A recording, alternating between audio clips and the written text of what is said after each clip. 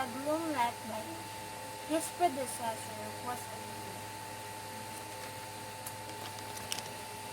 The gross domestic product, or GDP, shot up in 2009 to a high and 7.6% at the start of Aquino.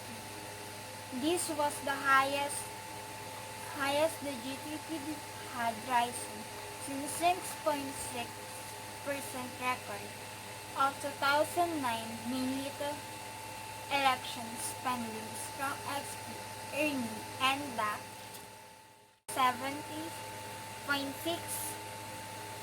billion remittance of overseas Filipino workers, OFW, up from up from $760 million. This did not last, however. The GDP dropped down to 3.7% in 2011, but rose again to 7.2% in 2013, before settling down to 6.0% in 2014 to 2015. All in all, throughout the Aquino terms, GDP growth averaged 6.2% annually. The Economics Intelligence Unit warned that the country remained marked by wide inequalities of income and disparities between the rich and the poorest will stay particularly active. It concluded that the large number of Filipinos will continue to live in poverty. Another way to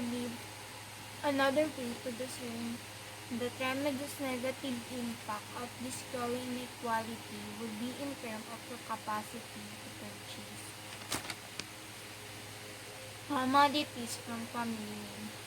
The W back up Aquino, attributing the success to the fact of 83% of the count under its Pantawid Pamilya Pilipino program, our bridging program for Filipino family, had reached out of 4.5 million households, up from $360,000 in 2008. This represented 40% of their poor and vulnerable, the poverty rate, however, inched up to 25.8% in 2014 after a super typhoon hit the country, but had since remained unchanged. The financial shape impact of CCT program, however, is still not discernible as one look at the horizon. In fact, problems persist. According to report, $11.4 million ang Filipino consider themselves poor in the first quarter of 2015, and 7 million Filipinos describe themselves as food poor. There was three major controversies during Aquino term how reflected contradictory nature of his presidency. First, Congress finally passed Reproductive Health, or RH bill, that now allowed the government to provide free contraceptives, enable people to get reproductive health care from state hospitals, and instruct public schools to teach sex education. The RH bill first introduction in 1999 by a group of legislators from diverse backgrounds and of varying political. The Catholic Church put up a fervent and successful opposition to the bill and its subsequent revision with the backing conservative political leader in the legislature, And a week later, after the voting of the Senate and Congressman,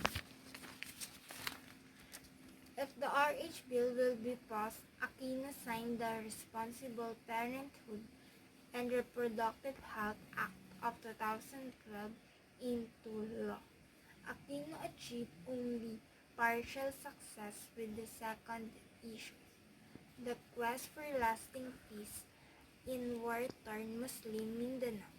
Once he took over as president, the more Islamic liberating RMNLF immediately agreed to return to the negotiating table and signaled that earned separatism was over. Aquino Peace Panel and the MNLF back to the drawing board and came up with a framework agreement on the Bangsang Mar.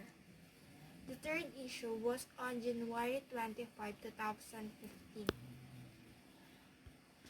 and a 73 a 73-man Philippine National Police Special Action Force RPNP SAF raided the village of Tucanalipaw in Mamapasano town. Given refuge by the Bangsamar Islamic fighter, the day-long battle led to the death of 44 SAF member, 18 MNLF guerrillas, and BIFF terrorists, and only an agreement between the MILF and army commander of the area allowed for extraction team to rescue the survivors. As the result, the president's popularity dropped 21 points with the biggest dip in Mindanao and among the poor.